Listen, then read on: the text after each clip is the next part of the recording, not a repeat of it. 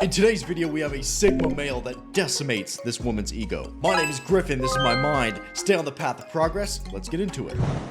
Okay guys, you're not gonna believe this. Like, he literally ghosted me again. We were supposed to go on a date to eat sushi, because it's one of my favorite foods. And he never texted. I called him, he never, called me back at all. And then he has the audacity to post a picture of him having sushi. And clearly he was with a girl. I really don't know what to do. Like, this guy, I mean, it's driving me nuts.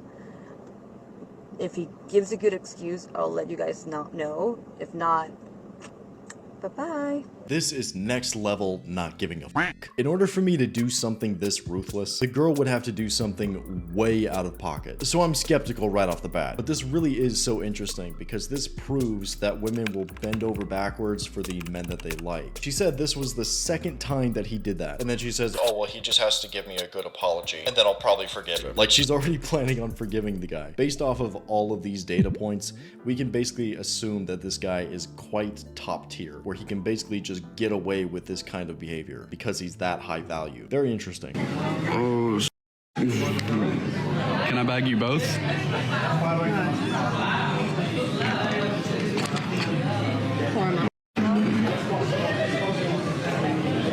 Guys, I've developed a new ick at work.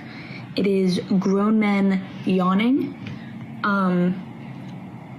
Hold it in. It drives me insane. It has happened an ungodly amount of times this week, and it's Tuesday, and I don't understand how they don't know how to just not yawn.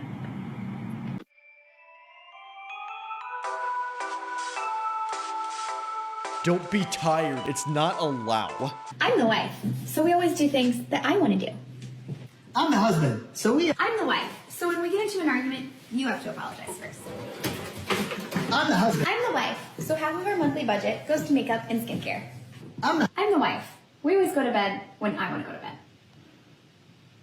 I'm the husband. So I guess we're just telling on ourselves and our own toxic behavior and calling it relationship humor now. The things that she's describing, the complete disregard for her husband's opinions or thoughts, the self-centeredness, the refusal to take accountability. Look at the sad beige baby house.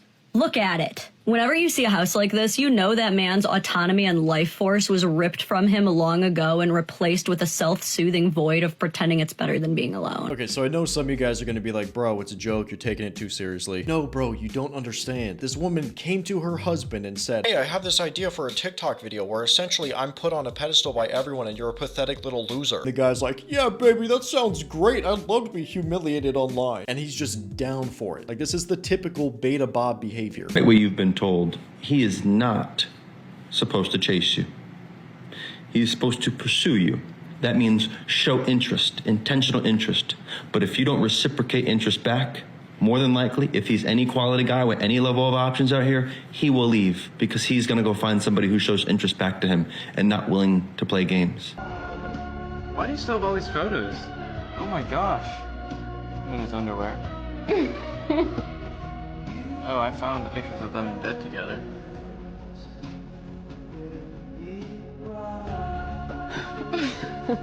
How was it? Stressful. So, why do you keep all those photos of your ex? A lot of them are just good memories that I really just don't want to delete, to be honest. I don't care. It's just seeing that you're reminiscing on the past. Yeah, that's doomed. One of the main things you have to understand with women is everything is up here. Every single thing. It's all mental. So a lot of game inside of relationships is about how much mental real estate do you hold within her mind. With this woman, she is still attached to her ex. She is still looking back at those memories. She said they're good memories too. So she can never 100% be yours. That's a yikes, bro. That's a big yikes, my guy. Wait, Brian, did you just say that you don't like challenges? Yeah, when it comes to dating, no, I don't. Okay. I think you're just self-admitting and not being an alpha, because that's what makes for some relationships more exciting and for the guys to keep pursuing, because if it was safe and stable, it kind of gets more. No. Okay, first off, we're talking about dating. I absolutely engage in challenging things when it comes to my business, when it comes to all that. I'm not shying away from challenge. When it comes to dating, again, Proverbs 21:19, better to live in the desert than with a quarrelsome and nagging wife. I don't want my partner to be a challenge, because if you play hard to get, you quickly become hard to want.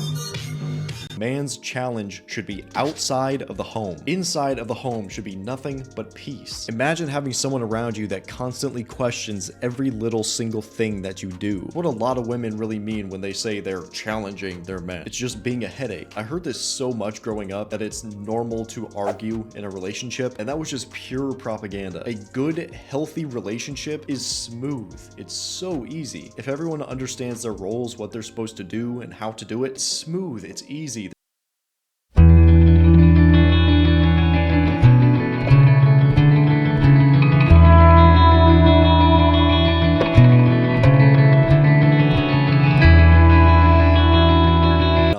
It's actually quite easy to know how much a woman actually likes you, and it's determined by how much effort is she actually putting in, how much attention is she giving you, because when women really fall for a man, they will move mountains just to be close to you. This is just what a lot of guys really don't understand, because they've never seen that. They've never seen a girl that has genuine desire for them. So many men are in the frame of mind that they need to impress her. They need to work to get her. But bro, if she really likes you, she will put in 99% of the effort. She will make it so easy for you both to be together. She'll go way out of her way to make it happen. You got $1,700 after you made, what, like $30 million on that tour? Dog, we made more than that. What the hell happened to the money? Yeah, it's called a divorce. I got jumped on, man, but it was even before the divorce. I was writing checks to the government for 7 years, writing tax checks, signing the tax checks, giving them to turn in. They was keeping them, taking the money out the account like I was paying taxes. Right.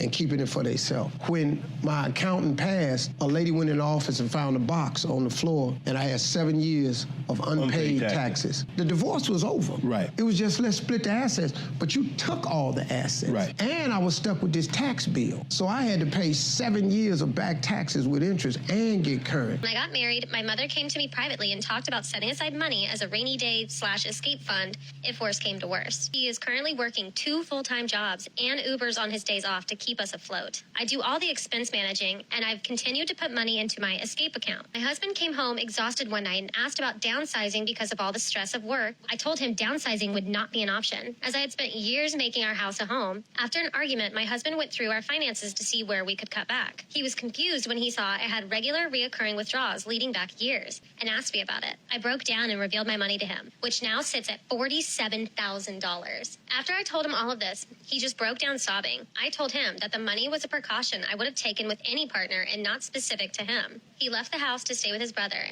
and said I hurt him on every possible level. But my mom says this is exactly what the money is for, and I should bail now. Self-fulfilling prophecy, isn't it? The root cause of this is womanism. Womanism made all women stop trusting men. My dude was busting his ass, working 3 jobs, weekends. Her actions were, oh, well, of course I need a backup plan because obviously this man is incompetent and I can't trust him. Just imagine what they could have done with that $47,000. They probably wouldn't have had to downsize to begin with. Truly a self-fulfilling prophecy. That mind virus itself is what destroyed the relationship. This is a really interesting one though, so be sure to leave your thoughts in the comments. Why would you like me? Because you didn't answer that. Because you can bring something and add something to my life. But because you're a liability, you can't add anything to my life. You would be a liability to everything in my life. So what can I not add to your life? What is that? You can't teach me anything. You can't help me with my finances in any way. You can't add any intellectual anything into my life. And it's not because you're not capable, it's just because you're not there yet. Young. You're not there yet. Right. There's no need to talk. You can't bring anything right now. Good luck with the other girls. Say, okay, and this is why your immaturity will prevent you from being with a real man. No, I've dealt with real men because you're not before. listening to me, you're trying to talk over Go me. ahead, I'm listening. Adults have conversations, okay? This guy's demeanor is so calm. He's cool, calm, collected. Knows exactly what he wants. Holding that frame nice and tight. Good job, bro. The most vicious thing I've ever told an ex. I told one of my exes, I pray you only have daughters and I pray they only meet men like you. He's had 2 kids so far with the woman that he didn't cheat on me with. Are married. They're both daughters, so I'll report back in like 15 years. Damn. Professional grudge holder.